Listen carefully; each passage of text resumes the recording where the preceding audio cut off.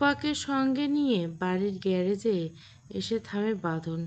একটু সময় নষ্ট না করে নিজের টাকায় কেনা BMW বাইকটা বের করে আনে। ঠিক তখনই আকাশ আর বৃষ্টি বাড়ির ভিতর থেকে বেরিয়ে আসে। আকাশ বাঁধনের সামনে এসে কপাল কুঁচকে গম্ভীর কণ্ঠে বলে, এত রাতে কোথায় যাবি? বাঁধন বাইকের হ্যান্ডেলে হাত রেখে নির্বিকার দৃষ্টিতে আকাশের দিকে তাকিয়ে শান্ত কণ্ঠে বলে, শহরে থাকার জায়গার অভাব নেই। রূপার সঙ্গে সঙ্গে মাথা নাড়িয়ে কাপা কণ্ঠে বলে, আমি যাব না। আপনি কি কানে শুনতে পান না? আমি কোথাও যাব না। বাঁধন ধীর পায়ে এগিয়ে এসে রূপার ঠিক সামনে দাঁড়ায়। দুজনের মাঝখানে দূরত্বটুকু মিলে যায়। তারপর চোয়াল শক্ত করে ভয় ধরানো কণ্ঠে বলে, আর একটা শব্দ যদি তোর মুখ থেকে বের হয় তাহলে মুখে টেপ লাগিয়ে নিয়ে যাব। Don't test my patient. কথা শেষ করার কোনো সুযোগ না দিয়ে রূপার হাত ধরে জোর করে তাকে বাইকের পিছনে সিটে বসিয়ে দেয়। আকাশ এগিয়ে এসে ক্যান্ডিকে আলতো করে রূপার কোলে তুলে দেয়। তারপর নিজের বাইকের কাছে গিয়ে বৃষ্টির দিকে তাকিয়ে মৃদু কণ্ঠে বলে, ওঠো, তোমাকেও বাসায় নামিয়ে দিয়ে আসি। বৃষ্টি চুপচাপ মাথা নাড়ে। সারাদিনের ধাক্কায় তার শরীর এখনো কাঁপছে। ধীর পায়ে এগিয়ে শেষে বাইকে উঠে বসে। এদিকে বাঁধন বাইক স্টার্ট দিতে ইঞ্জিনের গর্জন চারপাশ কেঁপে ওঠে।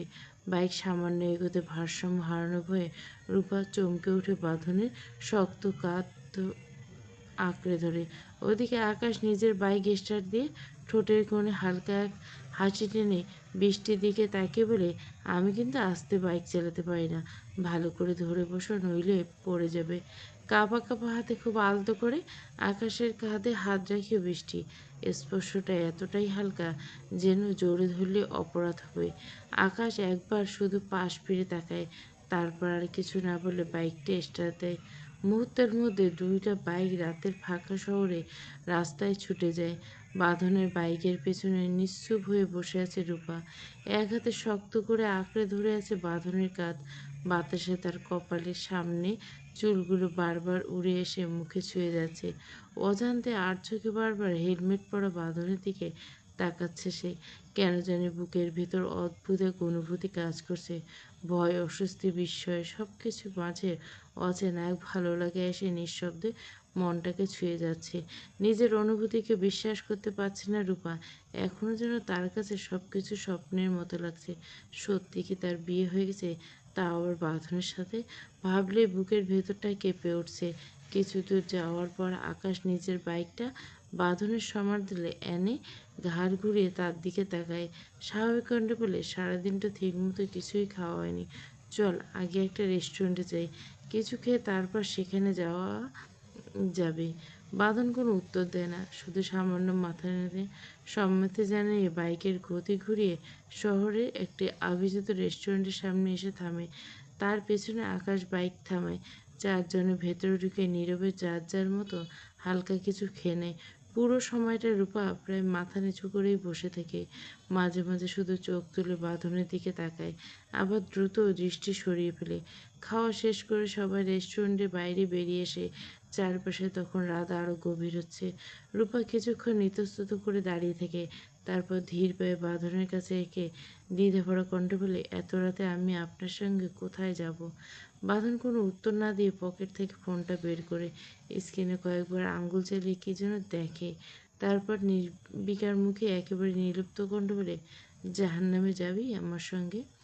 বাঁধনের রুক্ষ উত্তরে অপ্রস্তুত হয়ে যায় রূপা। ভুরু কুঁচকে লোকটার দিকে তাকায়। মনে মনে বিরক্ত জমে ওঠে। লোকটা এমন কেন? একটু ভালো করে কথা বলে কি খুব ক্ষতি হয়ে যাবে? আকাশ কয়েক পা এগিয়ে এসে বাঁধনের দিকে তাকিয়ে স্বাভাবিক কণ্ঠে জিজ্ঞাসা করলে, কি ভাবলি? এখন কোথায় যাবি? বাঁধন কোনো এক মুহূর্ত সময় নেয় না। সংক্ষিপ্ত নির্লিপ্ত কণ্ঠে বলে, রিসোর্টে। কথাটা কানে দিতে রূপার চোখ বিস্ফোরিত হয়ে ওঠে। সে প্রায় লাফিয়ে ওঠার মতো করবে, কি রিসোর্টে? না, আমি মরে গেলেও আপনার সঙ্গে রিসোর্টে যাব না। বাঁধন ধীরে ধীরে মুখ ফিরিয়ে রূপার দিকে তাকায়। চোখ দুটো অস্বাভাবিক রকম শান্ত। সেই শান্তির আড়ালে লুকিয়েছে কঠিন সতর্কতা। চাপা কণ্ঠে বলে, চুপ করে দাঁড়িয়ে থাকবি নাকি তুলে আছাড় মারবো?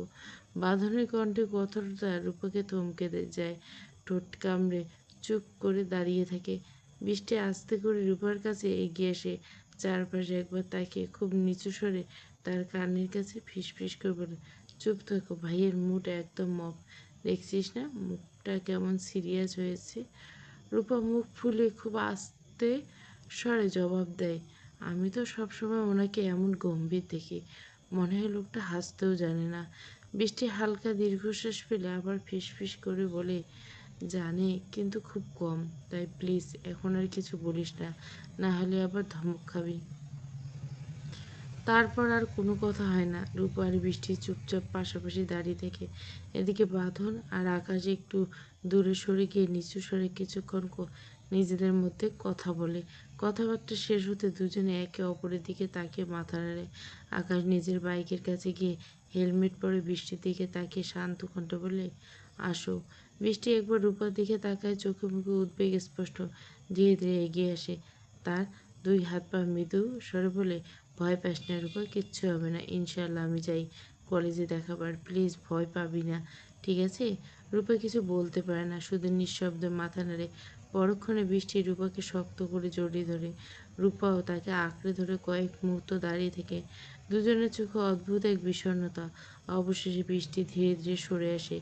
আকাশের বাইকে উঠতে বসতেই বাইকটা রাতের অন্ধকারে চিরে সামনে এগিয়ে যায়। চারপাশে আবার নিস্তব্ধ হয়ে যায়। বাঁধন নিজের হেলমেট পরে বাইকের উপর উঠে বসে। তারপর একবার রূপার দিকে তাকিয়ে সংক্ষিপ্ত গভীর কণ্ঠে বলে উঠে, উঠ। রূপা অসহায়ের মতো মুখ করে কয়েক সেকেন্ড দাঁড়িয়ে থেকে তারপর আর কোনো উপায় না দেখে ধীর পায়ে এগিয়ে এসে বাইকের পিছনে উঠে বসে। পরক্ষণে বাঁধন ইঞ্জিন স্টার্ট দেয়, গর্জন তুলে বাইকটা রাতের নির্জন রাস্তা ধরে ছুটতে শুরু করে। কিছু দূর যাওয়ার পর হঠাৎ রাস্তার পাশে আলো ঝলমলে একটা পপকর্নে ভ্যান চোখে পড়ে রূপার। মুহূর্তের মধ্যে তার চোখ দুটো চকচক করে ওঠে, যেন সব ভয় কয়েক সেকেন্ডের জন্য উধাও হয়ে যায়। সে তাড়াতাড়ি বাঁধনের কাঁধে হাত রেখে উৎসুক কণ্ঠে বলে, এই এই, গাড়ি থামান, আমি পপকর্ন খাবো। বাঁধন বাইকটা রাস্তার পাশে থামিয়ে হেলমেটের ভিতর থেকে বিরক্ত গলা বলে, এত রাতে আবার পপকর্ন খেতে হবে? রূপা একটুকু দমে না, ঠোঁট ফুলিয়ে গম্ভীর মুখে বলে, হ্যাঁ খাবো, এনে দিন না, না হলে এখনই বাইক থেকে নেমে দৌড় দেব। কথাটা শুনে বাঁধন ধীরে ধীরে বাইক থেকে নেমে দাঁড়ায়। কোনো তাড়াহুড়ো নেই তার ভঙ্গিতে। হেলমেট খুলে কয়েক সেকেন্ড রূপার দিকে তাকিয়ে থেকে তারপর নিজের হেলমেটটা আলতো করে রূপার মাথায় পরিয়ে দেয়। রূপা হেলমেটের স্ট্র্যাপটা ঠিক করতে করতে নিচু স্থির কণ্ঠে বলে, পালানোর থ্রেড দিচ্ছিস? রূপা চোখ ফিরে নেয়। বাঁধন মৃদু হেসে মাথা নেড়ে বলে, একটা কথা ভালো করে শুনে রাখ মিসেস, পৃথিবীতে সবার কাছ থেকে পালাতে পারলো এই অধীর জাওয়াত অধীর বাঁধনের কাছ থেকে পালাতে পারবে না। একটু থামে, তারপর ধীরে ধীরে ঝুঁকে রূপার কানের কাছে মুখ নিয়ে আসে, কণ্ঠস্বর আর নিচু হয়ে বসে, তোকে আমি লোহার খাঁচায় বন্দি করব না, এবং কি সোনার খাঁচা তো না। রূপার বুকের ভেতরে অকারণে ধক করে ওঠে। বাঁধন ফিসফিস করে বলে ওঠে, তোকে আমি ভালোবাসার খাঁচায় বন্দি করব, এতটা গভীর ভালোবাসা দেব যে তুই সেই ভালোবাসাতেই ডুবে যাবি, আর তখন সেই ভালোবাসা ছাড়া এক মুহূর্ত থাকতে পারবি না।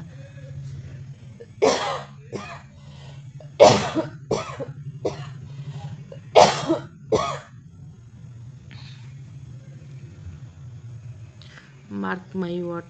কথাগুলো বলে আর একবারও পেছনে না থেকে বাঁধন পপকর্নে ভ্যানের দিকে হাঁটতে শুরু করে। রূপা স্থির হয়ে বসে থাকে। মনে হয় কথাগুলো যেন কানের ভিতরে সোজা বুকের গভীরে গিয়ে আঘাত করছে।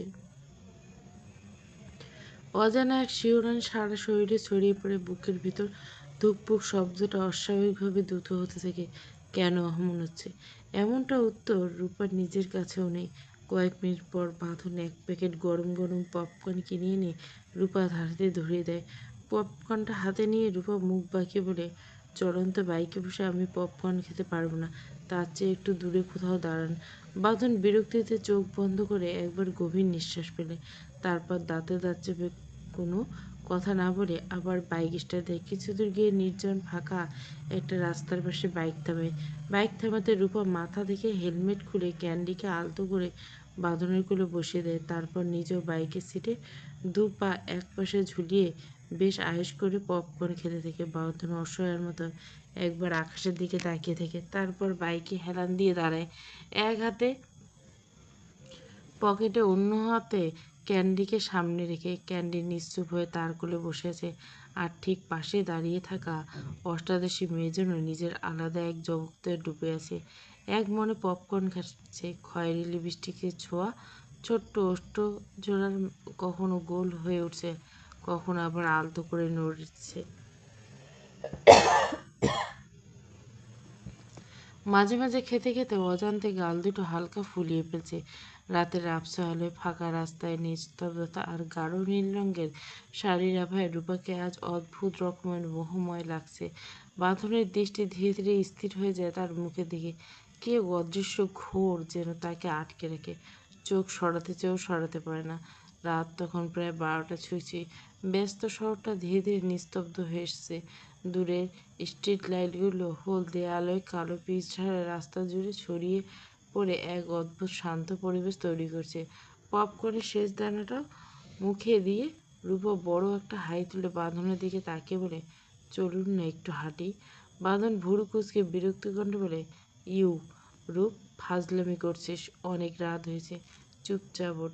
রূপা কোনো উত্তর না দিয়ে ধপ করে বাইক থেকে নেমে যায়। যাব না আমি। আপনার লজ্জা করে না? একটা মেয়েকে নিয়ে মাঝরাতে রিসোর্টে যাচ্ছেন? বাঁধন চোয়াল শক্ত হয়ে ওঠে, সংযত কঠিন কণ্ঠে বলে, তর্ক করার মুডে আমি নেই। গুড গার্লের মতো বাইকে ওঠো। রূপা এবারও কথা শোনে না, মুখ ঘুরিয়ে কয়েক কদম হেঁটে যায়। বাঁধন তার পিছনের রাস্তা একেবারে ফাঁকা দেখে রূপা আচমকা রাস্তার মাঝে ধপ করে বসে পড়ে।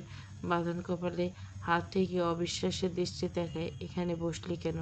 রূপা কোনো জবাব না দিয়ে উঠে দাঁড়িয়ে বাঁধনের কোল থেকে ক্যান্ডিকে নিয়ে আবার আগের জায়গাতে বসে পড়ে।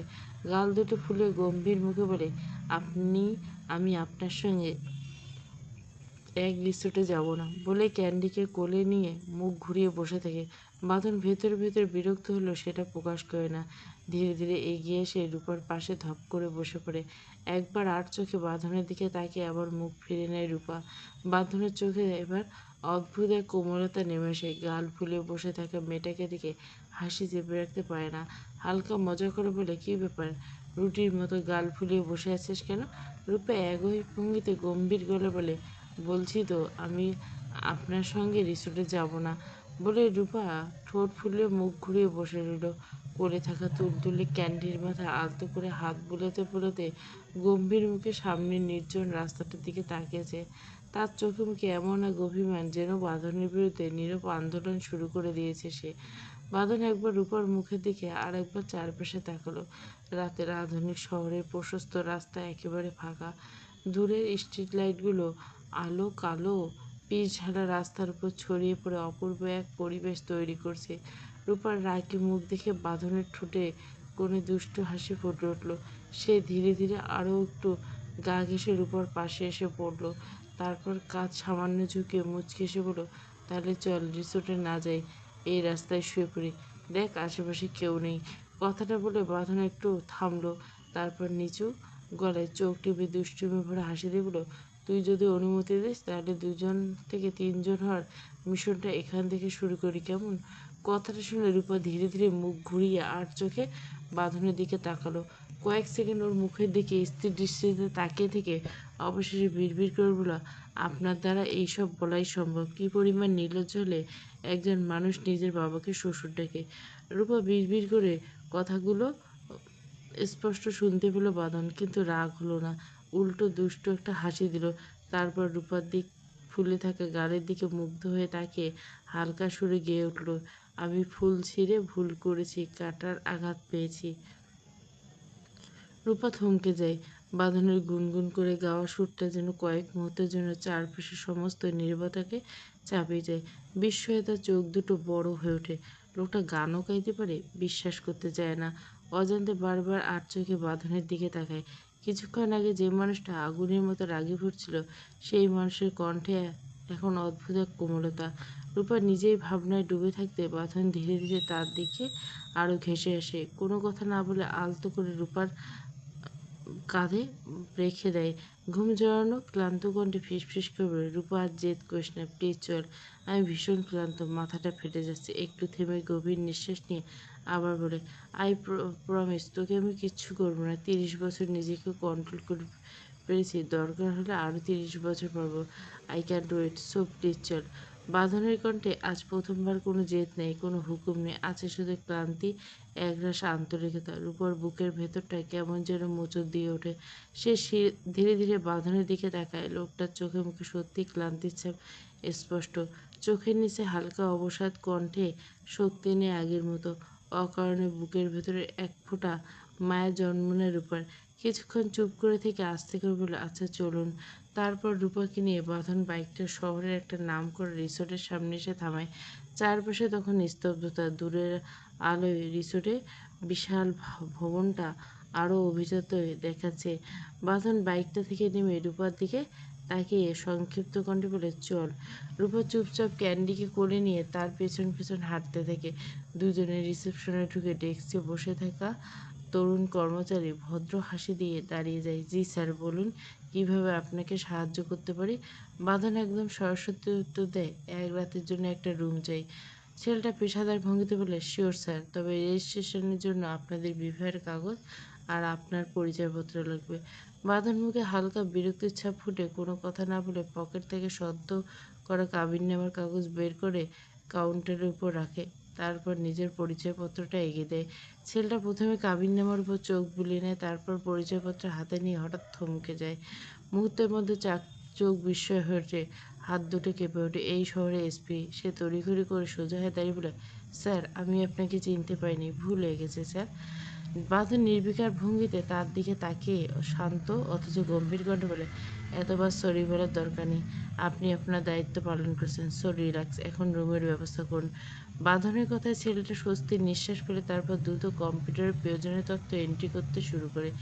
অতঃপর রিসেপশনে আনুষ্ঠানিকতা শেষ করে দুজনে একটি রুম বুঝিয়ে দেওয়া হয়। রুমে ঢুকে বাঁধন কোনো কথা না বলে সোজা ওয়াশরুমে চলে যায়। আর রূপা ধীরে ধীরে চারপাশে চোখ বুলাতে থাকে। এমন বিলাসবহুল রুম আগে কখনো দেখেনি। ধবধবে সাদা দেওয়াল, নরম হলদেটে আলোর ছটা, দেওয়াল জুড়ে নান্দনিক পেন্টিং, পরিপাটি আসবাবপত্র, সব মিলে যেন ছবির মতো সুন্দর পরিবেশ। বিস্ময়ে তার চোখ দুটো বড় হয়ে যায়। মুগ্ধ দৃষ্টিতে চারপাশটা দেখতে থাকে। কয়েক মিনিট পর ওয়াশরুমের দরজা খুলে বেরিয়ে এসে বাঁধন ফ্রেশ হয়ে এলো।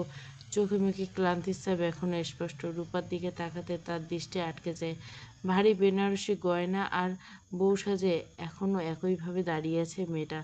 বাঁধন মনে মনে বুঝতে পারে এই ভারী পোশাকে সারা রাত থাকা তো দূরের কথা, কয়েক ঘন্টা থাকাও কষ্টকর হবে। ঠিক তখনই দরজায় মৃদু টোকা পড়ে।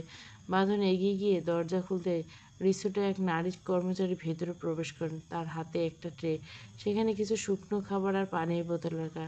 ট্রেটা টেবিলের উপর রেখে ভদ্রভাবে বলল, স্যার, এগুলো আপনাদের জন্য। আর একটা কথা, ওয়ার্ড্রপের ভেতর কিছু নতুন শাড়ি আছে, ম্যাডামের প্রয়োজন হলে ব্যবহার করতে পারেন। বাঁধন মাথা নেড়ে ধন্যবাদ জানায়। ওকে, থ্যাংক ইউ। নারী কর্মচারী বিনীত হাসি দিয়ে রুম থেকে বেরিয়ে যায়। বাঁধন ওয়ার্ড্রপ খুলে দেখে সেখানে বিভিন্ন রঙের হালকা আরামদায়ক কয়েকটি নতুন শাড়ি সুন্দর করে ভাঁজ করে রাখা। সেখান থেকে একটা নীল রঙের জর্জের শাড়ি বের করে রূপার দিকে বাড়ি দিয়ে শান্ত করে বলে, এই নে, এত ভারী বেনারসি পরে থাকা কষ্টকর, ফ্রেশ হয়ে এটা পরে নে, এতে আরাম লাগবে। রূপা মাথা নিচু করে আঙুল মুচড়াতে মুচড়াতে লাজুক অসহায় কণ্ঠে বলে, আমি তো শাড়ি পরতে জানি না, এটা কিভাবে পরবো। কথাটা শুনে মুহূর্তে বিপদে পড়ে যায় বাঁধন। এই মাঝরাতে কাকে দিয়ে শাড়ি পরাবে। কয়েক সেকেন্ড ভেবে হঠাৎ তার মাথায় একটা বুদ্ধি খেলে গেল। তড়িঘড়ি করে ফোন বের করে শাড়ি পরার একটা ভিডিও চালু করলো। তারপর রূপাকে হাত থেকে ক্যান্ডিকে নিজের কোলে নিয়ে ফোনটা তার দিকে বাড়িয়ে দিয়ে খানিকটা আদেশের উপর বলে, এই নে, ভিডিও দেখে দেখে পড়ে নে। আর হ্যাঁ, ফার্স্ট, আমার ধৈর্য কিন্তু খুব একটা ভালো নয়। রূপা কাঁপা কাঁপা হাতে ফোনটা হাতে নিল, একবার বাঁধনের দিকে তাকায়, তারপর শাড়িটা বুকে জড়িয়ে চুপচাপ ওয়াশরুমে ঢুকে দরজাটা ভেতর থেকে আটকে দেয়। বাঁধন ক্যান্ডিকে কোলে নিলে বারান্দায় গিয়ে দাঁড়ালো। রাতের শীতল বাতাস আর এলোমেলো চুল ছুঁয়ে বয়ে যাচ্ছে। সারাদিনের ক্লান্তিতে চোখ দুটো ভারী হয়েছে। প্রায় 20 মিনিট পর ওয়াশরুমের দরজা খোলার শব্দে সে ধীরে ধীরে ভেতরে এলো। সামনে তাকিয়ে জায়গাতে থমকে গেল। রূপা শাড়ি পরে দাঁড়িয়েছে ঠিকই, কিন্তু দেখে মনে হচ্ছে শাড়ি যেন কোনো রকমে শরীরের সঙ্গে ঝুলিয়ে রেখেছে। কুচিগুলো এত লম্বা হয়েছে যে দুপা হাঁটলে পায়ে জড়িয়ে যাবে।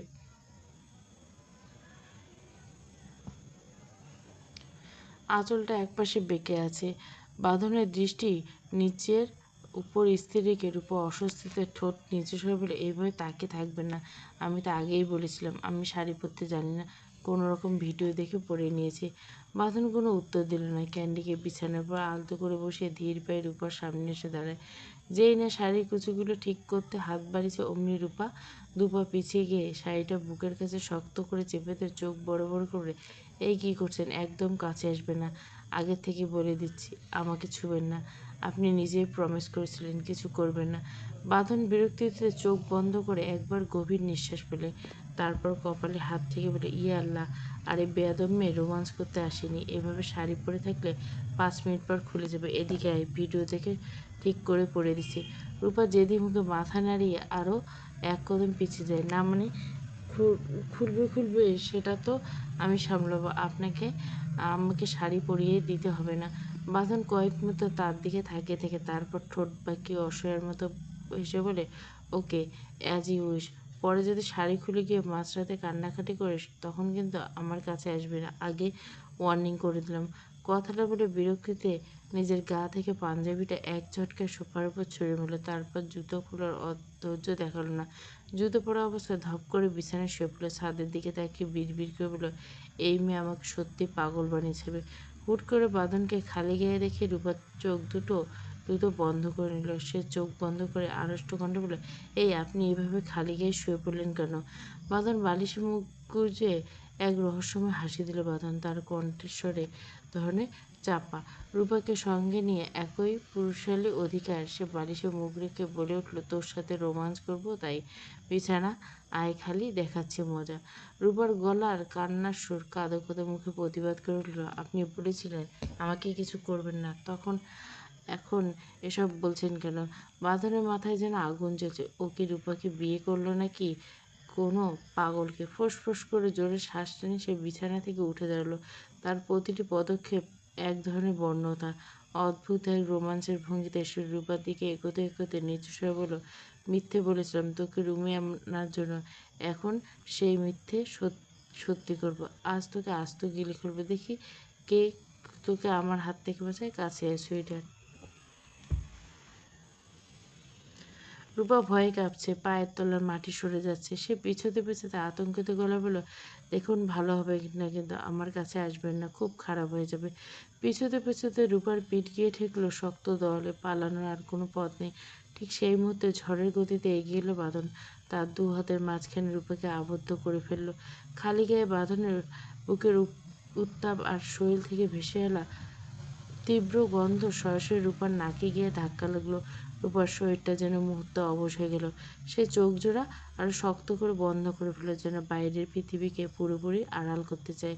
বাঁধন রূপার কানের কাছে মুখ নামিয়ে নিল। তার নিঃশ্বাসের উষ্ণতা রূপার ঘাত ছুঁয়ে দিয়েছে। নেশালো কণ্ঠে ফিসফিস করে বলল, কিছু বলার আগে যে তোর অবস্থা, তাহলে সত্যি যদি কিছু করে ফেলে তখন তো তোকে খুঁজেই পাওয়া যাবে না।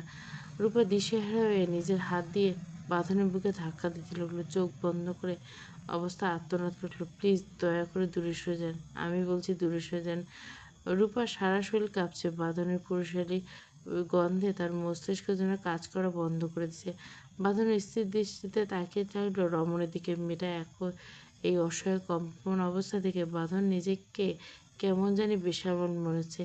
নিজের ওপর নিয়ন্ত্রণ রাখা কঠিন হয়ে তার কাছে কঠিন পড়েছে।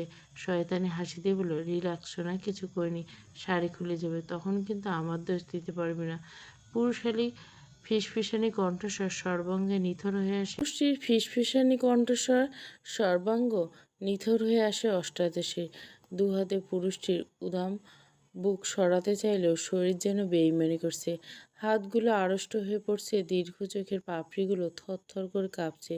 তীর তীর করে কেঁপে উঠছে ওষ্ঠাধর। এই সূক্ষ্ম কম্পনটুকু এড়ায় না বাঁধনের। তার নেশাতুর চোখের দৃষ্টি স্থির হয়ে যায় অষ্টাদশী কাঁপা ঠোঁট দুটোর উপর। নিজেকে আর বশ মানাতে পারে না। ধীরে ধীরে ঝুঁকে ওঠে রমণীর ওষ্ঠজোড়ার দিকে। ঠিক তখনই বাঁধনের ঠোঁটে নিজের বুড়ো আঙ্গুল চেপে ধরে অষ্টাদশী আলতো করে চোখ জোড়া খুলে তাকায় বাঁধনের আদিম নেশাতুর পুরুষালী চোখের দিকে। কাঁপা কাঁপা গলায় আত্মস্বরে শুধায়, কী করছেন? ঠিক মুখের উপর নিজের উত্তপ্ত নিঃশ্বাস ফেলে বাঁধন ফিসফিস করে বলল, রোমাঞ্চ করছি। শরীর জুড়ে অদ্ভুত এক শিহরণ বয়ে গেল অষ্টাদশীর। শিরদাঁড়া দিয়ে যেন কারেন্ট খেলে গেল। অসহায় কণ্ঠে আবার আড়ল, বলছিলেন কিছু করবেন না। অষ্টাদশের আঙ্গুলের উপর আলতো করে একটা মৃদু চুমু খায় বাঁধন। তার চোখের গভীর অতলে তাকিয়ে নিচু বলে, বেশি কিছু করব না, শুধু হালকা একটা চুমু খাবো। তোর ওই তোর এই কাপা ঠোঁট দুটো যে কি পরিমাণ টানে আমাকে বলে বোঝাতে পারবো না। নিজেকে আর সামলে রাখতে পারে না রূপা। শরীরের শেষ শক্তিটুকু যেন মুহূর্তে নিঃশেষ হয়েছে। চোখের পাতা ভারী এসেছে। পরের মুহূর্তে জ্ঞান হারিয়ে নিস্তেজ হয়ে ঢলে পড়ে সে। বজ্রগতিক সরু কোমর জড়িয়ে ধরে আগলে নেয় বাঁধন। বুকের সঙ্গে শক্ত করে চেপে ধরতে বিরক্তি ও দুশ্চিন্তায় তার চোয়াল শক্ত হয়েছে। রাগে ভুরু কুঁচকে যায়। রূপাকে অনায়াসে কোলে তুলে বিছানার দিকে এগোতে এগোতে নিচু স্বরে বিড়বিড় করে উঠলে, জীবনে নিশ্চয় কোনো মহাপাপ করছি, না হলে এমন চিংড়ি মাছের মতো একগুঁয়েমের প্রেমে পড়তে হলো আমাকে। কথাগুলো যতই বিরক্তি শোনাক, তার দুই হাতের যত্নে বিন্দুমাত্র রক্ষতা নেই। বিছানায় আলতো করে রূপাকে শুইয়ে দেয় বাঁধন। নিস্তেজ মুখটার দিকে এক পলক তাকিয়ে বুকের ভেতরে অজানা এক অস্বস্তি খেলে যায়। মেয়েটার শরীরে তখন ভারী গহনাগুলো জড়িয়েছে। দীর্ঘশ্বাস ফেলে একে একে গলা থেকে ভারী হার, কানের দুল, হাত ভর্তি চুড়িগুলো খুলে পাশে রেখে তারপর খোঁপায় গোছা রাখা লাল আর সাদা গোলাপের ক্লিপগুলো খুলে দিতে মুহূর্তে ঝর্ণার মতো নেমে আসে রূপার ঘন দীর্ঘ কালো চুল। কয়েকটি এলোমেলো গোছা এসে ছুঁয়ে দেয় তার গাল। এক মুহূর্তের জন্য স্থির হয়ে যায় বাঁধন। গভীর অদ্ভুত এক দৃষ্টিতে তাকিয়ে থেকে রূপার শান্ত মুখের দিকে। মনে হয় এই নিশ্চুপ মুখটা যেন হাজারটা কথা বলে ফেলেছে। নিজের অস্থিরতাকে জোর করে সরিয়ে দেয় সে। ক্যান্ডিকে আলতো করে রূপার পাশে শুয়ে দিয়ে ধীর পায়ে ব্যালকনিতে এসে দাঁড়ায়। রাতের শীতল বাতাস মুখে এসে লাগে। দূরের শহরে অস্পষ্ট আলো জ্বলছে, অথচ তার ভেতরে অন্ধকার যেন আরও ঘন হয়ে উঠছিল। কিছুক্ষণ আগে শরীর ভেঙে আসা ক্লান্তি ছিল, এখন তার লেশমাত্র নেই। চোখে ঘুম নেই, মনে শান্তি নেই। প্রায় 1 ঘন্টার মতো ব্যালকনিতে কাটিয়ে নিঃশব্দে রুমে ফিরে আসে বাঁধন। ভেতরে ঢুকে বিছানার দিকে তাকিয়ে হঠাৎ থমকে যায়। অজান্তে 2 হাত পকেটে ঢুকে অপলক দৃষ্টিতে চেয়ে থেকে বিছানায় শুয়ে থাকা রমণের দিকে। গভীর ঘুমে আচ্ছন্ন অষ্টাদশী। দীর্ঘ রেশমি চুলগুলো বালিশের ওপর সাপের মতো কুণ্ডলি পাকিয়ে ছড়িয়ে আছে। সেই এলোমেলো বিন্যাসের মাঝে যেন এক অদ্ভুত মায়া লুকিয়েছে। ঘুমের ঘোরে ওষ্ঠজোড়া সামান্য ফাঁক হয়ে রয়েছে, যেন কোনো অসমাপ্ত স্বপ্ন নিঃশব্দে তার ঠোঁটের কোণে এসে থেমে আছে। শান্ত মুখশ্রীর নিস্তব্ধতার সময় যেন এক মুহূর্তের জন্য স্থির হয়ে গেছে। মনে হচ্ছে কোনো এক রূপকথার ঘুমন্ত পরীর মর্তের এই বিছানায় নিমেষে চারপাশে অদৃশ্য এক মায়াবী আবেশ ছড়িয়ে দিছে। নিথর সেই রমণীর দিকে এক দৃষ্টিতে চেয়ে থেকে বাঁধন। তার চোখের গভীরে জমাট বাঁধে বিস্ময়, মুগ্ধতা আর দুর্বার এক আকর্ষণ। পৃথিবীর সব শব্দ যেন এই মুহূর্তে মিলিয়ে গেছে। শুধু শোনা যাচ্ছে রমণীর শান্ত নিঃশ্বাসে মৃদু ওঠানামা আর নিজের বুকে ছুটে চলা হৃৎস্পন্দনের শব্দ। অনেকক্ষণ ধরে ধীরে ধীরে এসে তার পাশে শুয়ে পড়ে বাঁধন। কিন্তু ঘুম যেন আজ তার সঙ্গে বেইমানি করছে। যতই চোখ বন্ধ, ততই অস্থিরতা বেড়ে যায়। এপাশ ওপাশ করতে করতে শেষমেশ হাল ছেড়ে দিয়ে আলতো টানে রমণীকে নিজের বুকের মাঝে টেনে নেয়। মুখটা রমণীর গলদেশে ডুবিয়ে দীর্ঘশ্বাসে ভরে নেয় চুলে লেগে থাকা মিষ্টি শ্যাম্পুর সুবাস। সেই স্নিগ্ধ ঘ্রাণে যেন রাতের সমস্ত ক্লান্তি ধীরে ধীরে গলে যেতে শুরু করে। ঠোঁটের কোণে এক হাসি ফুটে ওঠে তার। এমন এক তুলতুলে কোলবালিশ পাশে রেখে আমি কিনা এতক্ষণ ছটফট করছিলাম, আজ এটা আমার কোলবালিশ। গুড নাইট রূপ। কথাটা বলে রমণীকে আর একটু শক্ত করে জড়িয়ে ধরে বাঁধন। বুকের ভিতরে তার উষ্ণ নিঃশ্বাস, মৃদু ছন্দ, চুলে মিশে থাকা কোমল সুবাস আর নিস্তব্ধ রাতভর মিলিয়ে এক অদ্ভুত প্রশান্তি নেমে আসে তার ভেতরে। কিছুক্ষণ আগে যে চোখে ঘুমের কোনো চিহ্ন ছিল না, সেই চোখ কখনো ধীরে ধীরে ভারী হয়েছে তা সে নিজেও বুঝতে পারে না। রমণীর মায়াময় উপস্থিতিকে বুকের মাঝে আগলে নিয়ে একসময় গভীর ঘুমে তলিয়ে যায় বাঁধন। পরের দিন সকালে ধীরে ধীরে ঘুম ভাঙে রূপার। চেতনা ফিরতে নাকে ভেসে আসে এক মৃদু পুরুষালী ঘ্রাণ। সেই ঘ্রাণের সঙ্গে মিশেছে এক অদ্ভুত উষ্ণতা। একই সঙ্গে অনুভব করে যেন কোনো শক্তপোক্ত বৃক্ষ তাকে নিজের শিকড়ে নিঃশব্দে আগলে রেখেছে। আস্তে আস্তে চোখ খুলে মুহূর্তে থমকে যায় সে। চোখের সামনে ভেসে ওঠে এক পুরুষের ঘুমন্ত মুখ। মুখ বললে যেন কম বলা হবে। মনে হচ্ছে কোনো রূপকথার রাজপুত্র নিশ্চিন্তে ঘুমিয়েছে। নিষ্পাপ শিশুর মতো চোখ দুটো বন্ধ করে নেয়। নিয়মিত ছন্দ ওঠানামা করছে তার বুক। কপালের উপর এলোমেলো হয়ে থাকা ঘন কালো চুলগুলো তাকে দুবার আকর্ষণ করে ওঠে।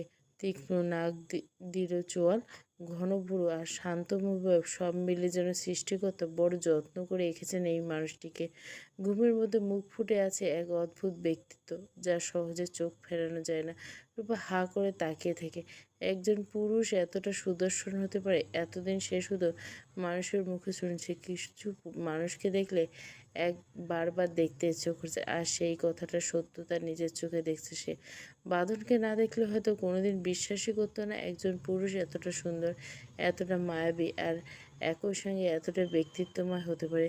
মুগ্ধতা কাটাতে না কাটাতে হঠাৎ তার অবস্থানটার টের পায় রূপা।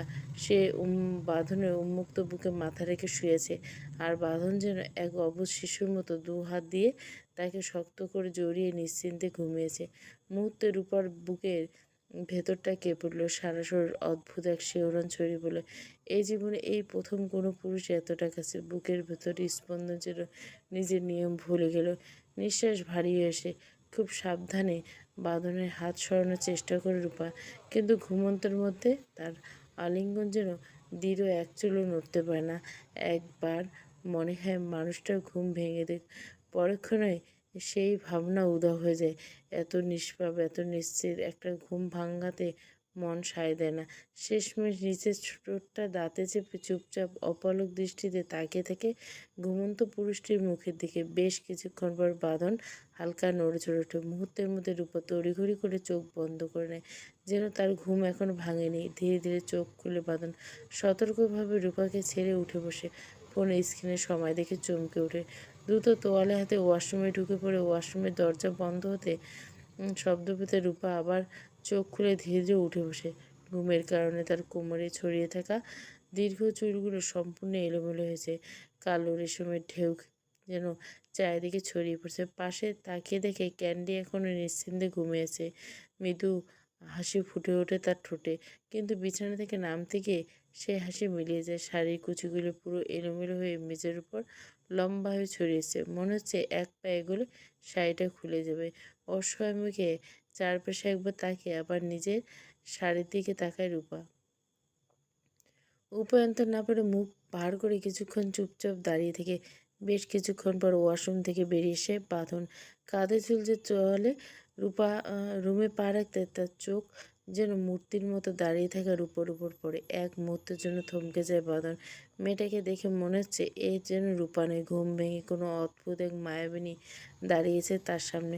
শাড়ির কুচিগুলো আগের চেয়েও লম্বা হয়ে মেঝেতে ছড়িয়েছে। কোমর ছাপিয়ে নেমে আসে লম্বা কালো চুলগুলো একেবারে এলোমেলো হয়ে পিঠ, কাঁধ আর মুখের চারপাশে ছড়িয়ে আছে। কিছু চুল এসে হাঁটু পর্যন্ত গড়িয়ে পড়ছে। ঘুম ভাঙা এই অগোছালো অবস্থা দেখে মনে হচ্ছে কোনো শেওড়া গাছের পেতনি হঠাৎ মানুষের রূপ ধরে সামনে দাঁড়িয়েছে। দৃশ্যটা দেখে ঠোঁটে কামড়ে হাসি আটকে রাখার চেষ্টা করলো বাঁধন, কিন্তু শেষ পর্যন্ত হালকা হেসেই ফেলল। বাঁধনের হাসির শব্দ কানে যেতে অস্বস্তিতে পড়ে যায় রূপা। আর চোখে একবার তাকাতে চোখ আটকে যায় বাঁধনের দিকে।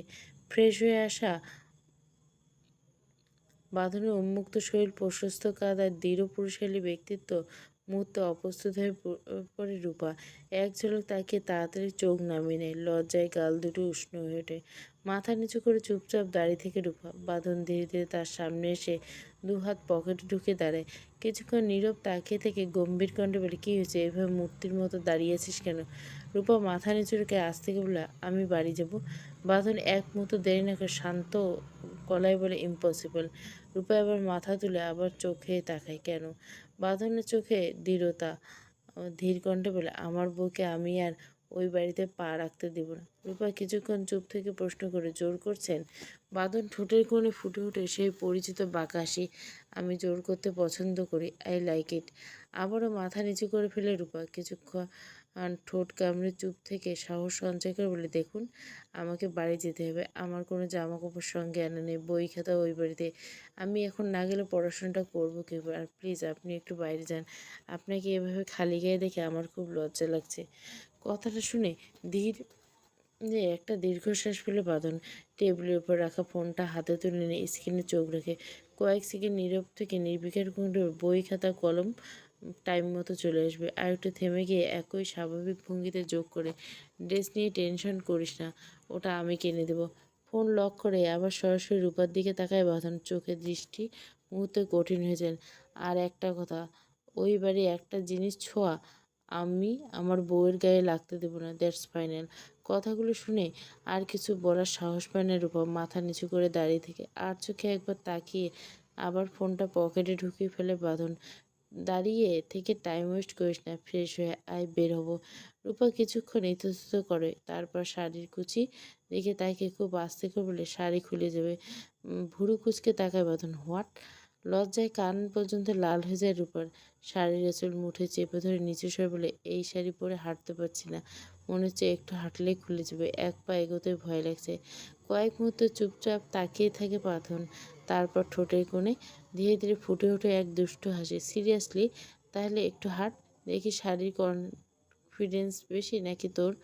লজ্জায় কান পর্যন্ত লাল হয়ে যায় রূপার, দাঁতে দাঁত চেপে ক্ষীণ রাগে বলে, আপনি এমন অসভ্য কেন? কথায় কথায় শুধু অসভ্যতামি করেন।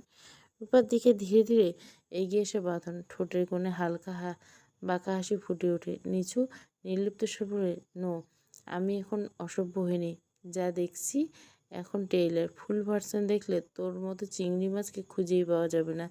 একটু ঝুঁকে রূপার চোখের দিকে তাকে আবার বলে, এই বয়সে নিজের বউকে হারাতে চাই না, তাই নিজে সেফটির জন্য কন্ট্রোল করে চলছি। কথা শেষ হতে আর এক সেকেন্ডও সময় নেয় না বাঁধন, এক ঝটকে রূপাকে পাজাকোলাত করে তুলে নেয়। হঠাৎ ভারসাম্য হারিয়ে ছোট্ট একটা চিৎকার বেরিয়ে এসে রূপার মুখ থেকে। ভয়ে তার অপ্রস্তুত হয়ে স্বতঃস্ফূর্তভাবে দুহাত তুলে জড়িয়ে ধরে বাঁধনের উন্মুক্ত গাল, চোখ দুটো শক্ত করে বন্ধ করে তড়িঘড়ি করে বলে, এই এই কী করছেন? আমাকে কোলে নিলেন কেন? রূপাকে নিয়ে ওয়াশরুমে দিকে হাঁটতে হাঁটতে নির্বিকার ভঙ্গিতে জবাব দেয় বাঁধন, তোকে ছাদ থেকে ফেলে দিব তাই।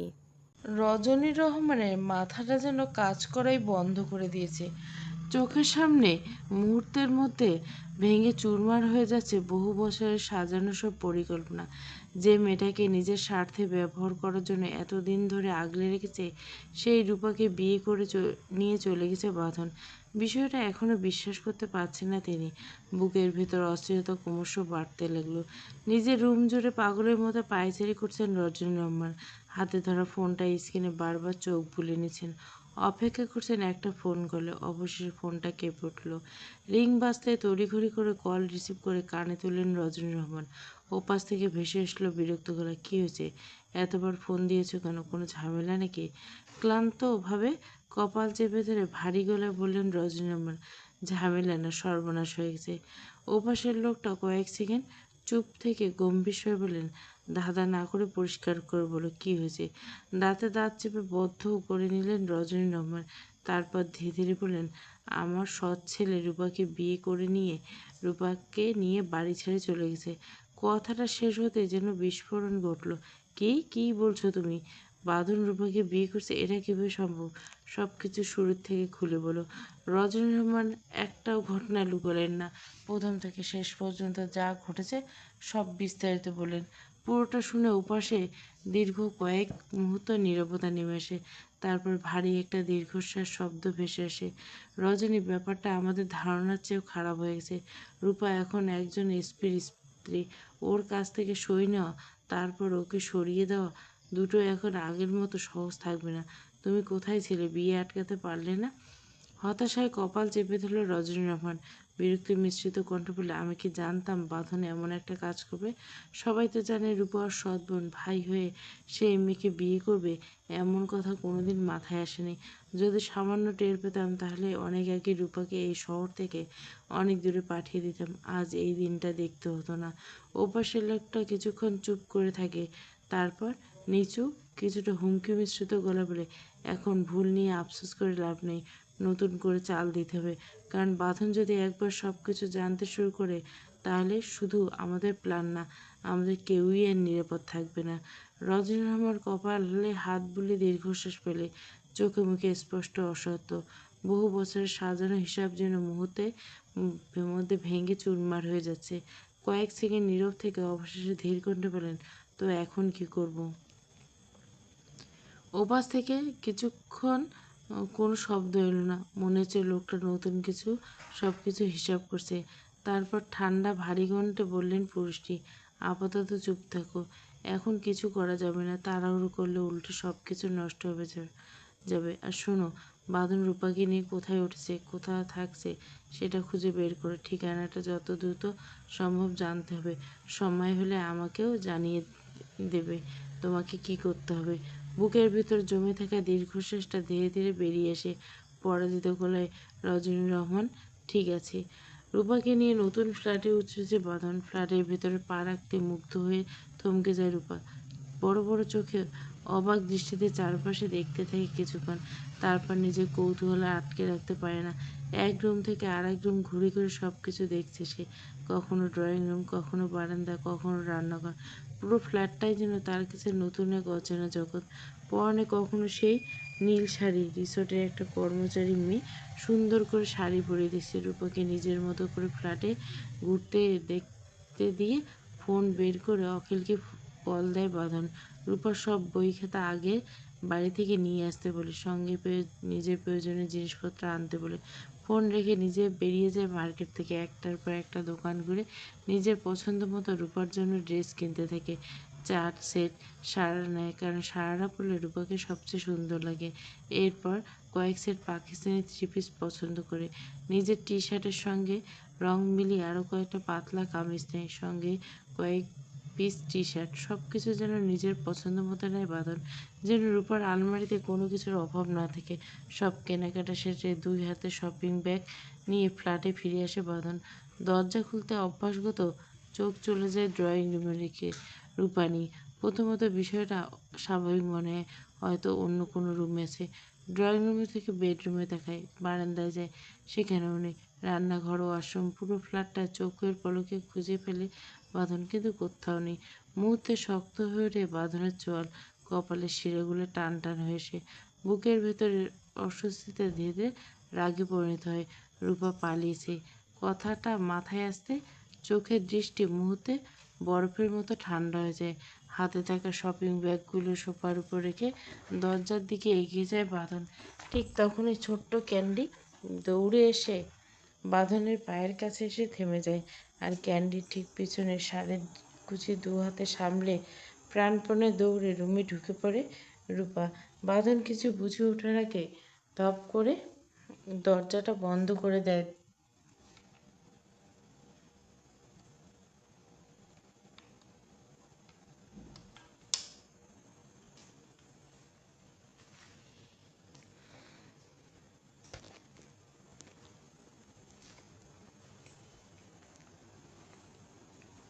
তারপর দরজায় পিঠ ঠেকিয়ে দাঁড়িয়ে হাঁপাতে থাকে।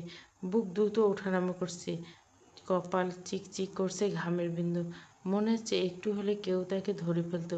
রূপার এমন অবস্থা দেখে ভুরু কুঁচকে দেখায়, এভাবে হাঁপাচ্ছিস কেন, কোথায় গিয়েছিলি? হাঁপাতে হাঁপাতে একটা হাত সামনে বাড়িয়ে দেয় রূপা। মুঠো খুলতে বাঁধনের চোখে পড়ে তালুর উপর রাখা চারটে টকটকে লাল স্ট্রবেরি। মুখে তখনও হাফ ধরা, কিন্তু চোখে শিশুসুলভ আনন্দে। ছাদে গিয়েছিলাম, গিয়ে দেখি স্ট্রবেরি গাছে একদম টকটকে লাল স্ট্রবেরি ধরেছে। এত সুন্দর লাগছিল যে লোভ সামলাতে পারিনি, এই চারটা পেরে নিয়েছে। তারপর হঠাৎ দেখি ছাদের এক কোণ থেকে একটা লোক দাঁত ব্রাশ করতে করতে বেরিয়ে এসে আমাদের দিকে তাকিয়েছে। আমি আর এক সেকেন্ডও দাঁড়াইনি, যেই দেখেছি অমনি দৌড় দিয়েছি। রূপার কথাগুলো শুনে বাঁধন কয়েক সেকেন্ড চুপ করে তাকিয়ে থেকে তারপর তীক্ষ্ণ দৃষ্টিতে ভুরু কুঁচকে প্রশ্ন করে, হোয়াট, তুই স্ট্রবেরি চুরি করছিস? বাঁধন গম্ভীর দৃষ্টিতে দেখে সঙ্গে সঙ্গে মাথা নিচু করে ফেলে রূপা। তারপর অপরাধীর মতো ধীরে ধীরে হ্যাঁ সূচক মাথা নাড়ে। বাঁধনের চোয়াল শক্ত হয়ে আসে, রাগে কিছু বলতে গিয়েও থেমে যায়, কারণ সামনে দাঁড়িয়ে থেকে রূপার মুখের সেই নিষ্পাপ শিশুসুলভ অভিব্যক্তিটা দেখে তার কঠিন রাগটাও যেন কিছুটা নরম হয়ে আসে। ঠোঁট গোল করে গভীর একটা শ্বাস নেয় বাঁধন। নিজেকে শান্ত করে গম্ভীর কণ্ঠে বলে, শোন রূপা, একটা কথা ভালো করে জেনে রাখ, এসব আমার একদম পছন্দ না। তোর যা খেতে ইচ্ছে করবে, তার প্রয়োজন হবে আমাকে বলবে, আমি এনে দেবো। কিন্তু কখনো কারো জিনিস না বলে নিবি না। ফ্ল্যাটের আশেপাশে যেন তোকে আর এসব করতে না দেখে। আই সেড, মনে থাকবে? মাথা নিচু করে আবারও হ্যাঁ সূচক মাথা নেড়ে রূপা। রূপার এমন শান্ত বাধ্য আচরণ দেখে বাঁধনের গলার স্বর কিছুটা নরম হয়েছে। গুড। আর শোন, সোফার উপর শপিং ব্যাগ আছে, সেখানে তোর জন্য ড্রেস আসে, শাড়িটা চেঞ্জ করে ওখান থেকে যে কোনো একটা পরে নে। আর একটু পর বই খাতা চলে আসবে, কাল থেকে কলেজে যাবি। কথা শুনে রূপার মুখটা মুহূর্তে উজ্জ্বল হয়ে যায়, চোখে মুখে ছড়িয়ে পড়ে খুশির ঝিলিক। আনন্দে অবাক হয়ে বলে, সত্যি? এবার কিন্তু বাঁধন আর দাঁড়িয়ে থাকে না, ফোনটা কানে ধরে দরজার দিকে এগিয়ে যেতে যেতে ছোট্ট করে দেখুন একটা শব্দ যেন রূপার পুরো মনটা আনন্দে আত্মহারা দেয়। খুশিতে আত্মহারা হয়ে রূপা ছুটে আসে সোফার কাছে, শপিং ব্যাগগুলো থেকে জামা কাপড় বের করতে করতে গিয়ে থমকে যায়। কাঠালি, কালো, গোলাপি নানা রঙের সারারা, দারুণ সব Pakistani three piece, kameez, T shirt, এমনকি বাঁধনের নিজের ব্যবহারের কাপড়ও রয়েছে। এত অল্প সময়ে লোকটা তার জন্য এত কিছু কিনে ফেলল। রূপা অবাক হয়ে ব্যাগগুলোর দিকে তাকিয়ে থেকে দ্বিধা কাটিয়ে একটা আরামদায়ক কমলা রঙের টি শার্ট আর সাদা প্লাজো নিয়ে ওয়াশরুমে ঢুকে পড়ে। কিছুক্ষণ পর শাড়ি বদলে নতুন পোশাকে সে বেরিয়ে এসে হঠাৎ ড্রয়িং রুম থেকে ভেসে আসা গম্ভীর পুরুষালী কণ্ঠস্বর তার কানে বাজে।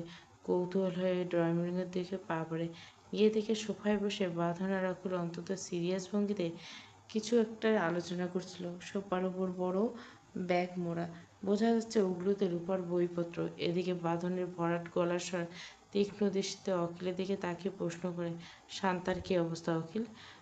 অখিল সোফায় শরীর এড়িয়ে দিয়ে একটা লম্বা শ্বাস ফেলে নিষ্পাপ হলো বলে, খুব একটা ভালো না, গত দুদিন ধরে একদম চুপচাপ, কিছুই মুখে দিচ্ছে না, সারাক্ষণ খুদি কেঁদেই যাচ্ছে, আমাকে বারবার বলছে যে সে তোর সাথে দেখা করতে চায়। It's very difficult to handle her right now. বাঁধন একটা গম্ভীর দৃষ্টি পেলে ভারী গেলে বলে, আমি কাল দেখা করবো, তুই শুধু ওর সব কিছু খেয়াল রাখিস, দ্যাট অ্যান্ড অর্ডার। আর তোকে একটা ফাইলটা দিয়েছিলাম কিছু তথ্য বের করার জন্য, সেটার কি আপডেট? অখিল মুহূর্তের মধ্যে সোজা হয়ে বসে তার দৃঢ় কণ্ঠে বলল, ও হ্যাঁ, the the case is a big complicated. তোর দেওয়া তথ্য অনুযায়ী এখনও সেভাবে কিছুই বের করতে পারিনি, কাজ চলছে, সব কিছু ক্লিয়ার হয়ে তোকে জানাবো। দুজনের কথার মাঝে অখিলের নজর পড়ে ড্রয়িং রুমের কোণে আড়ষ্ট হয়ে দাঁড়িয়ে থাকা রূপার উপর। রূপাকে দেখে অখিলের মুখে দুষ্টুমি ভরা এক চওড়া হাসি ফোটে। সে গলা উঁচিয়ে ডাক দেয়, আরে ভাবি, আপনি ওখানে দাঁড়িয়ে আছেন কেন? এদিকে আসুন, এসে একটু বসুন। একজন পুলিশ অফিসারের গলায় এমন সম্মানের ডাক শুনে রূপা যেন আকাশ থেকে পড়ে। লজ্জায় তার ফর্সা গাল দুটো টকটকে লাল হয়ে যায়। অখিলের এমন সম্বোধন বাঁধন ঘাড় ঘুরিয়ে পেছনে তাকায়। কয়েক মুহূর্তের জন্য বাঁধনের তীক্ষ্ণ দৃষ্টি রূপার উপর স্থির হয়ে যায়। কমলা রঙের টি শার্ট আর সাদা প্লাজোতে মেয়েটাকে স্নিগ্ধ আর অসাধারণ লাগছে। রূপার লজ্জায় এক প্রকার কুঁকড়ে যায়। কোনো কথা না বলে মুখটা নিচু করে এক দৌড়ে রুমের ভিতরে ঢুকে যায়। রূপার এমন চঞ্চল পালানো দেখে অখিল অবাক হয়ে যায়। কী হলো, এভাবে দৌড় দিলি কেন ভাবি? আমি কি খুব বেশি লজ্জা দিয়ে ফেললাম নাকি? বাঁধন ফোনটা হাতে নিয়ে শান্ত ভাবলো, ওটা নিয়ে তোর মাথা ঘামাতে হবে না, ওর ইচ্ছে হয়েছে তাই দৌড় দিয়েছে। অখিল একটা দুষ্টু হাসি দিয়ে বাঁকা চোখে বাঁধনের দিকে তাকায়।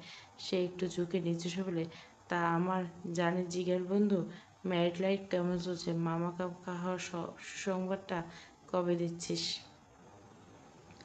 বাঁধন সোফায় দুপা তুলে আয়েশ করে বসে পড়ে, ফোনের স্ক্রিনে আঙ্গুল চালাতে চালাতে কণ্ঠ শীতল রেখে বলে, ফালতু কথা একদম বলবি না, ও এখনও ছোট, এসব নিয়ে আমি এখন ভাবছি না, টাইম উইল কাম, সময় হলে ঠিক পেয়ে যাবি। অখিল সোফায় শরীর এড়িয়ে দিয়ে খিলখিল করে হেসে, আচ্ছা ঠিক আছে, আমি অপেক্ষায় রইলাম, বেশি দেরি করিস না কিন্তু। অনেকক্ষণ গল্পগুজব আর টুকটাক নাস্তা শেষে বিদায় নেয় অখিল। দরজা পর্যন্ত এগিয়ে দিয়ে ফিরে এসে বাঁধন। অখিল চলে যাওয়ার কিছুক্ষণ পর সে ফ্রেশ হতে নিজের রুমে ঢুকে যায়। রাত ধীরে ধীরে গভীর হয়, চারপাশে কোলাহল স্তব্ধ হয়ে নেমে এসে একরাশ নিস্তব্ধতা। ফ্ল্যাটের স্টাডি রুমে বই খুলে বসেছে রূপা। ফ্ল্যাটটা বেশ বড়সড়। ফ্ল্যাটের মানুষের সন্তানদের পড়াশোনার কথা ভেবে বোধহয় মালিক প্রতিটি বেডরুমের পাশাপাশি আলাদা স্টাডি রুমের ব্যবস্থা করেছে। দুটো ডাবল বেডরুম, একটা সিঙ্গেল রুম, সব মিলিয়ে পরিপাটি, আধুনিক আর প্রশস্ত একটা ফ্ল্যাট। ডাবল রুম দুটো বেছে নিয়েছে বাঁধন। রূপার সামনে বই খোলা থাকলে অক্ষরগুলো মন বসছে না তার। তার কারণ হচ্ছে অখিল তার বইগুলো ঠিক এনে দিয়েছে, কিন্তু বাঁধনের দেওয়া তার প্রিয় চুড়ি আর সাদা মাথার ব্যান্ডটা আনেনি, শুধু হিজাব আর ইউনিফর্ম এনেছে। ভাবতে ছোট্ট মুখটা অভিমানে ফুলে উঠল। ব্যান্ডটা তার ভীষণ প্রিয় ছিল। অজান্তে হাত চলে যায় চুলের উপর, যেন কিছু একটা নেই, খুব আপন একটা জিনিস হারিয়েছে। পাশে কুণ্ডলী পাখি শুয়ে আছে ক্যান্ডি। মাঝে মাঝে আদুরে ভঙ্গিতে রূপার কুনিয়ে নাক ছুঁয়ে দেয়, আবার শরীরে গা ঘেঁষে এলিয়ে দেয়। অন্য মনস্কের রূপা আপন মনে ক্যান্ডির মাথায় হাত বুলিয়ে দিতে থাকে, আর চোখ দুটো বারবার চলে যায় বইয়ের পাতায়, কিন্তু মনটা যেন বরফ হয়ে রয়ে গেছে। অন্যদিকে পাশের রুমের সোফায় বসে ল্যাপটপে ডুবে আছে বাদন। ল্যাপটপের স্ক্রিনে অবিচল দৃষ্টি, আঙুলগুলো দ্রুত ছুটে চলছে কিবোর্ডের উপর। মাঝে মধ্যে কোনো তথ্য দেখে ভুরু কুঁচকাচ্ছে, আবার পরক্ষণে কয়েকটি ফাইল খুলে দিয়ে গভীর মনোযোগে সেগুলো খুঁটিয়ে দেখতে শুরু করছে। ফ্রেশ হয়ে সে পরে নিয়েছে কমলা রঙের একটা টি শার্ট, নিচে সাদা ট্রাউজার। সরল পোশাকেও তার ব্যক্তিত্ব দৃঢ়তা এতটুকু স্লান হয়নি, বরং শান্ত সংযত উপস্থিতি তাকে আলাদা করে চোখে পড়ার মতো করে তুলছে। অনেকক্ষণ ল্যাপটপের উজ্জ্বল স্ক্রিনের দিকে তাকিয়ে তার থেকে চোখে মুখে ক্লান্তির ছাপ নিয়ে ঘড়ির দিকে তাকায় বাঁধন। সময়টা কিন্তু তার কাজের যেন কাটছে না। ঠিক সেই মুহূর্তে ফ্ল্যাটের নিস্তব্ধ চিরে কলিং বেলটা বেজে ওঠে।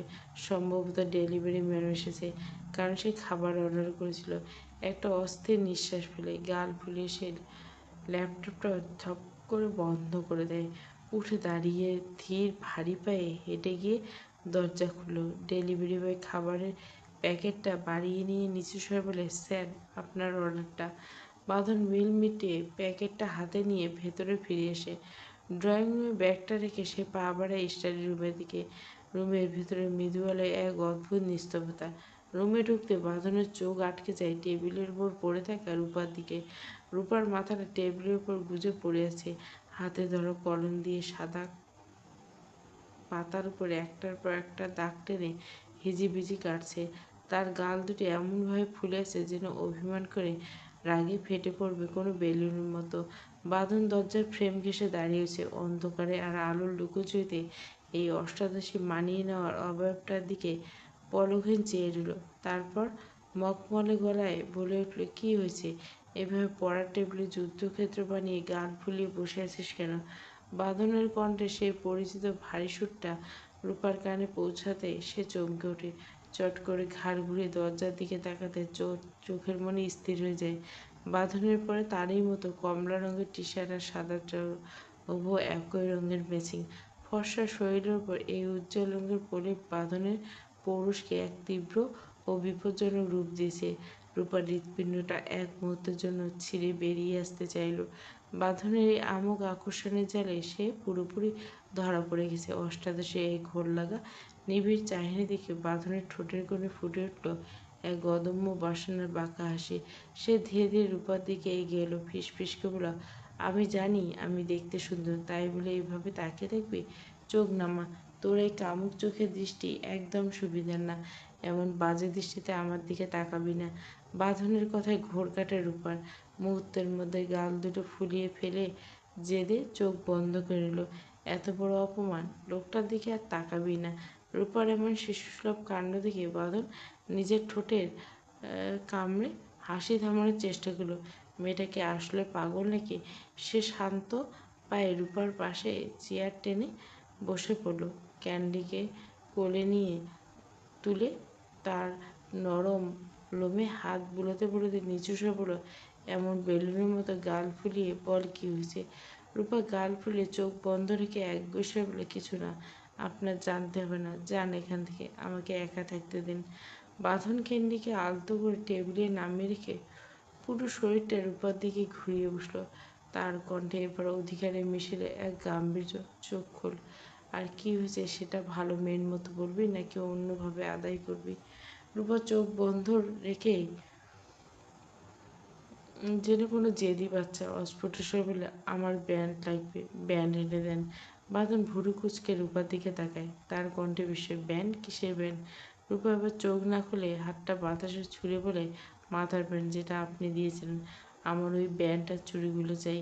বাঁধন একটা দীর্ঘশ্বাস ফেলে সহজে বলে, ও আচ্ছা, এই ব্যাপার।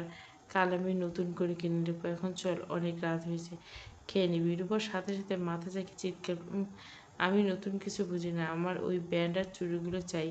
কথা আর বাড়ালো না বাঁধন। এক মুহূর্তে স্তব্ধ হয়ে থাকে। একটা গভীর লম্বা শ্বাস নিয়ে বলে, ওকে ফাইন, আমি কালই সব কিছু তোর সামনে হাজির করব। মুহূর্তের মধ্যে রূপার চোখ খুলে যায়, খুশিতে চকচক হয়ে ওঠে চোখ জোড়া। সে উত্তেজিত হয়ে বলে, পাক্কা? বাঁধন একটা বাঁকা হাসি দিল, পাক্কা, এখন চল। রূপা এক জায়গায় দাঁড়িয়ে থেকে আদুরি আবদার নিয়ে বলে, ওকে এখন কোলে নেন। বাঁধন সোজা হয়ে দাঁড়িয়ে ভুরু কুচকে, হোয়াট? রূপা জেদের সাথে ঘাড় নেড়ে বলে, কোলে নিতে হবে, যেতে হবে। বাঁধন একটু বিরক্ত হওয়ার ভান করলো, পা নেই তোর, হেঁটে যাওয়ার ক্ষমতা নেই? রূপা কৌতুকে চাইনি বলে, আছে, কিন্তু আমি আপনার কোল ছাড়া ডাইনিংয়ে যাব না। বাঁধন একটু কড়া সুরে ধমকে বলে, অতিরিক্ত বাচ্চামি হয়ে যাচ্ছে রূপা। রূপা আগের চেয়েও বেশি জেদ ভঙ্গিতে বলে, আরও হবে, এখন না নিলে আমি খেতেও যাব না বলে দিলাম।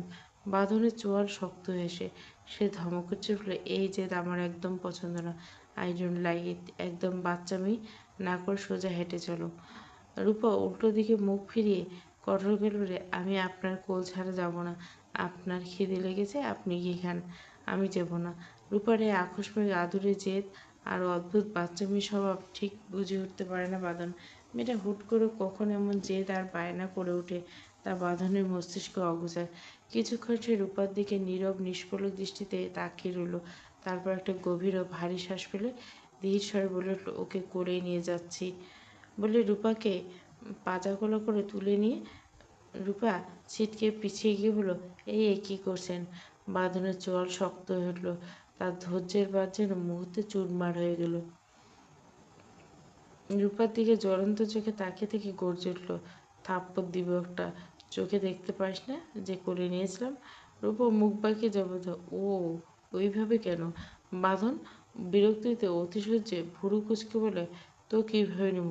আমার মাথার ওপর চাপিয়ে নিয়ে হাঁটবো? রূপা এবার রহস্যময় দুষ্টুমি হেসে বলল, আপনি ওদিকে ফিরে দেখান, আমি বলছি। আর কোনো কথা না বলে বাঁধন রাগে ফুঁসতে ফুঁসতে রূপার দিকে পিঠ দিয়ে উল্টে ঘুরে। ঠিক সেই সুযোগটাই নিল বিদ্যুৎ গতিতে এসে এগিয়ে পেছন থেকে বাঁধনের শক্ত পেশিভোর গলা জড়িয়ে ধরে পিগি ব্যাংকের মতো হাঁক করে পিঠের উপর বসল। হঠাৎ রূপার ওজন বাঁধনের সামনের দিকে সামান্য নুয়ে পড়ল। পরক্ষণে বাঁধন গলার স্বর চড়িয়ে বিস্ময়ের রাগের সংমিশ্রণে চিৎকার করল, হে, হাউ ডেয়ার ইউ! বাঁধনের রাগী সুরে ধমকে রূপার কানে যেন ঝিরে ঝিরে বাতাস হয়ে এলো।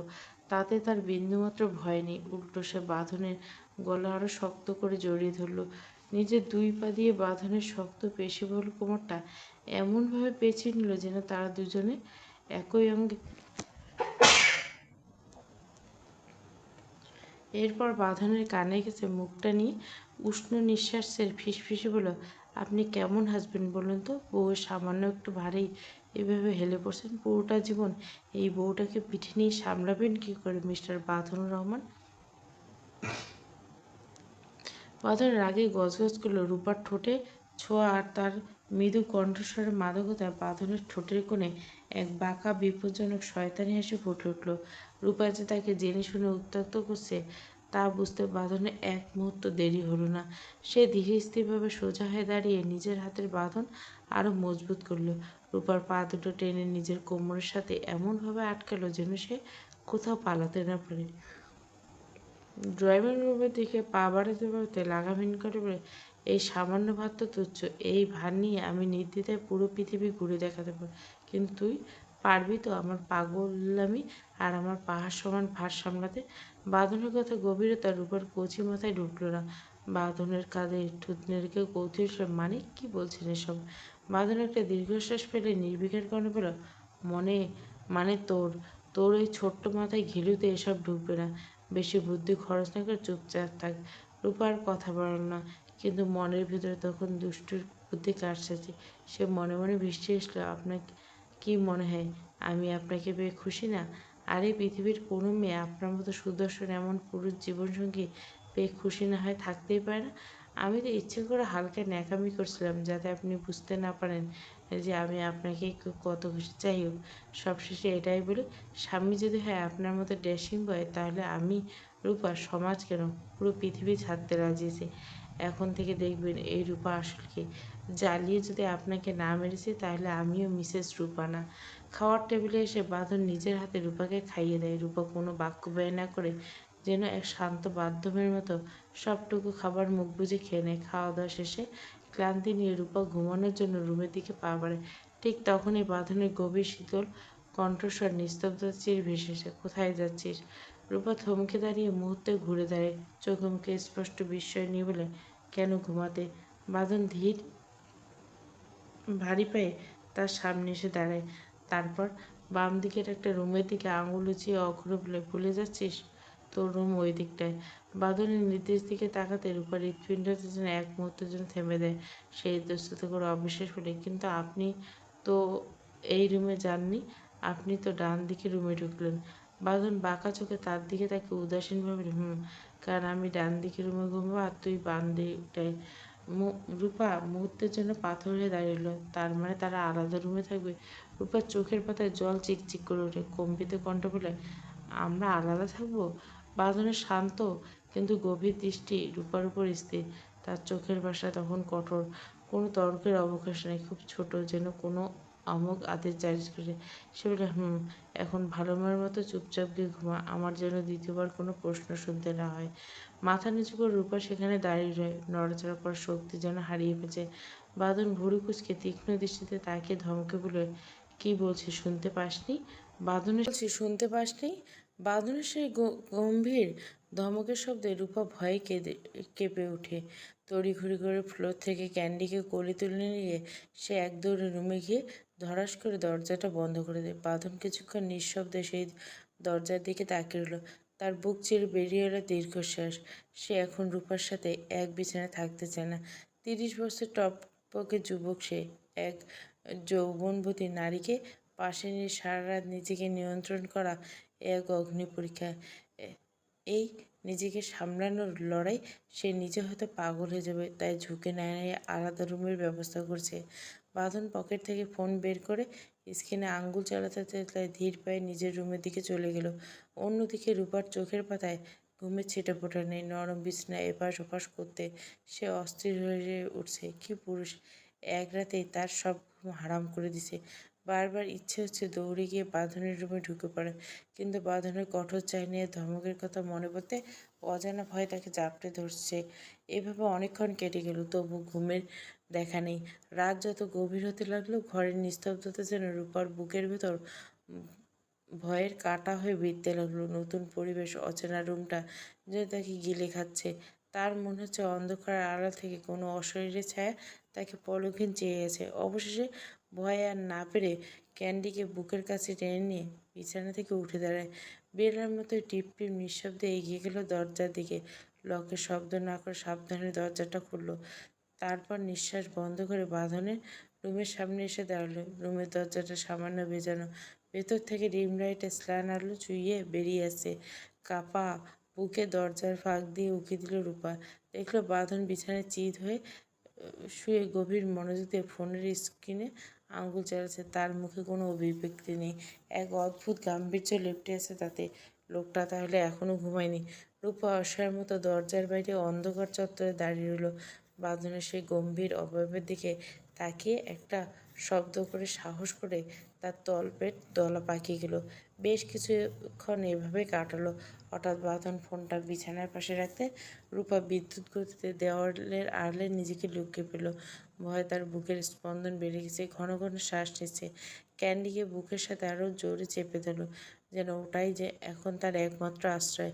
কয়েক মুহূর্ত বাদে সে আবার অতি সাবধানে উঁকি দিল। দেখল বাঁধন এখন পাশ ফিরে উল্টো দিকে শুয়ে আছে, অর্থাৎ লোকটা এতক্ষণে গভীর ঘুমে তলে রেখেছে।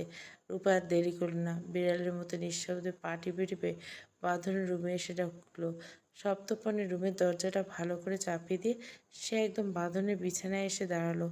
বাঁধন এখন নিশ্চিন্তে নিষ্পাপ বাসার মতো ঘুমিয়ে আছে। রূপা এক মুহূর্তের জন্য তার ঘুমন্ত মুখটার দিকে তাকে মুগ্ধ হয়ে থমকে গেল। লোকটা জেগে থাকলে যখন বাঘের মতো গর্জন করে, ঘুমালে তখন একদম অবুঝ বাচ্চার মতো লাগে। রূপা বাঁধনের ঠিক পাশে ফ্লোরে হাঁটু গেড়ে বসে পড়ল। নিজের হাত দিয়ে গাল চেপে ধরে সে এক দৃষ্টিতে তাকিয়ে রইল বাঁধনের শান্ত মুখের দিকে। কেন জানি না এই মানুষটার দিকে তাকালে তার চোখ ফেরাতে ইচ্ছে করে না। বুকের ভিতরটায় কেমন যেন অকারণে দুরু দুরু করে ওঠে। সে কি সম্মোহিত, নাকি এই পুরুষটার পৌরষ আর শান্ত রূপের মিশ্রণে সে পুরোপুরি ধরা পড়ে গেছে। সব ভয় ভুলে গিয়ে সে যেন এক মায়াবী ঘোরে ডুবে আছে। রূপা বাঁ হাতটা বাড়িয়ে বাঁধনের চোখের সামনে আলতো করে নাড়ে। লোকটা গভীর ঘুমে পাথরের মতো পড়ে আছে।